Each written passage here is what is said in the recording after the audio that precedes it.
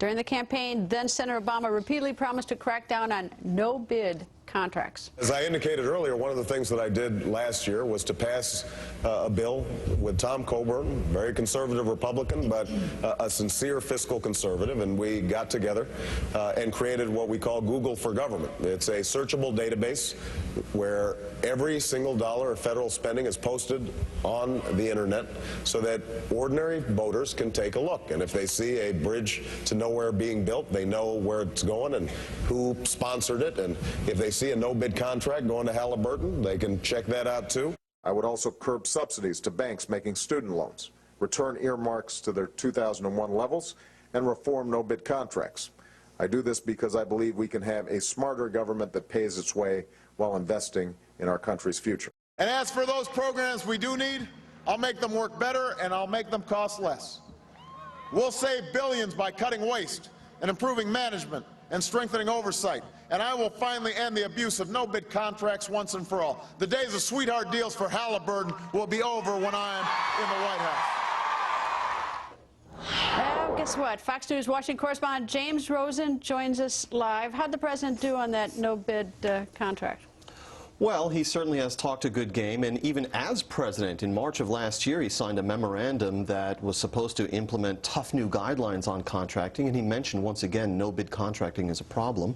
But Fox News has uncovered the awarding just this year, in last month, January 4th to be precise, of a $25 million no-bid contract by USAID, the U.S. Agency for International Development, to a firm owned by a Democratic Party donor, in fact, an early and enthusiastic donor to President Obama's presidential campaign.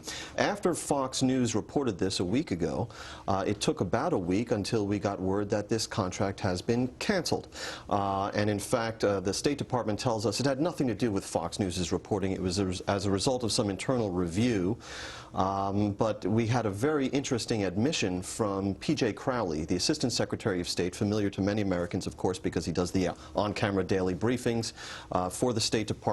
And when I reminded him of all of President Obama's statements over the past 2 years, he said to me, and I quote, "You make a valid point. If you want to say this violates the basis on which this administration came into office and campaigned, fair enough," unquote. That I think sums up how he's doing. Well, you know what's so disturbing about this? I mean, 24 or 25 million now seems like chump change. We're so used to numbers like trillions, but that's an awful lot of money. But what this no-bid contract was, this is what, because I saw your report earlier, was to train lawyers and judges in Afghanistan and thereby strengthen the rule of law in the war-torn country. I would bet my right arm that the American Bar Association, some law school, lawyers, I bet they'd get some group to voluntarily do it at no charge instead of sort of pawning this off as a no-bid contract. I mean, it's just so, because people like to do these projects, but instead to spend this kind of money. And in fact, it's more than this kind of money, because the contract was first awarded in 2004 after competitive bidding for $44 million by the Bush administration.